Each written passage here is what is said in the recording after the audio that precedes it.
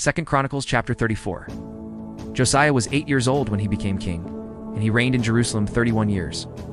He did what was right in the eyes of the Lord and walked in the ways of his father David, not turning aside to the right or to the left. In the 8th year of his reign, while he was still young, he began to seek the God of his father David. In his 12th year he began to purge Judah and Jerusalem of high places, Asherah poles, carved idols, and cast images.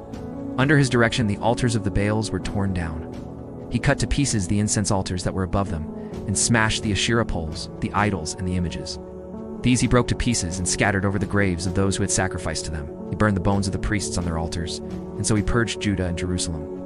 In the towns of Manasseh, Ephraim, and Simeon, as far as Naphtali, and in the ruins around them, he tore down the altars and the Asherah poles, and crushed the idols to powder and cut to pieces all the incense altars throughout Israel.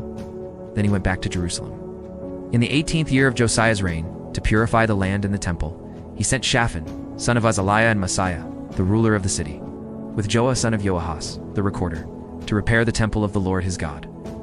They went to Hilkiah the high priest, and gave him the money that had been brought into the temple of God, which the Levites, who were the doorkeepers, had collected from the people of Manasseh, Ephraim, and the entire remnant of Israel, and from all the people of Judah and Benjamin, and the inhabitants of Jerusalem. Then they entrusted it to the men appointed to supervise the work on the Lord's temple.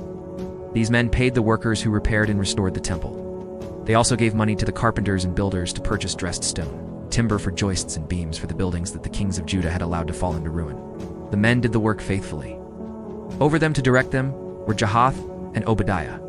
Levites descended from Merari, and Zechariah and Meshullam descended from Kohath. The Levites-all, who were skilled in playing musical instruments, had charge of the laborers and supervised all the workers from job to job. Some of the Levites were secretaries, scribes, and doorkeepers. While they were bringing out the money that had been taken into the temple of the Lord, Hilkiah the priest found the book of the law of the Lord that had been given through Moses. Hilkiah said to Shaphan the secretary, "I have found the book of the law in the temple of the Lord." He gave it to Shaphan. Then Shaphan took the book to the king and reported to him, "Your officials are doing everything that has been committed to them. They have paid out the money that was in the temple of the Lord and have entrusted it to the supervisors and workers." Then Shaphan, the secretary, informed the king, "Hilkiah the priest has given me a book." And Shaphan read from it in the presence of the king. When the king heard the words of the law, he tore his robes. He gave these orders to Hilkiah, Ahikam, son of Shaphan, Abdon, son of Micah, Shaphan the secretary, and Asaiah the king's attendant, "Go and inquire of the Lord for me and for the remnant in Israel and Judah about what is written in this book that has been found. Great is the Lord's anger that is poured out on us because our fathers have not kept the word of the Lord. They have not acted in accordance with all that is written in this book." Hilkiah, and those the king had sent with him, went to speak to the prophetess Huldah, who was the wife of Shallum, son of Kohath, the son of Hazarah, keeper of the wardrobe. She lived in Jerusalem, in the 2nd district. She said to them, "This is what the Lord, the God of Israel, says. Tell the man who sent you to me. This is what the Lord says. I am going to bring disaster on this place and its people, all the curses written in the book that has been read in the presence of the king of Judah.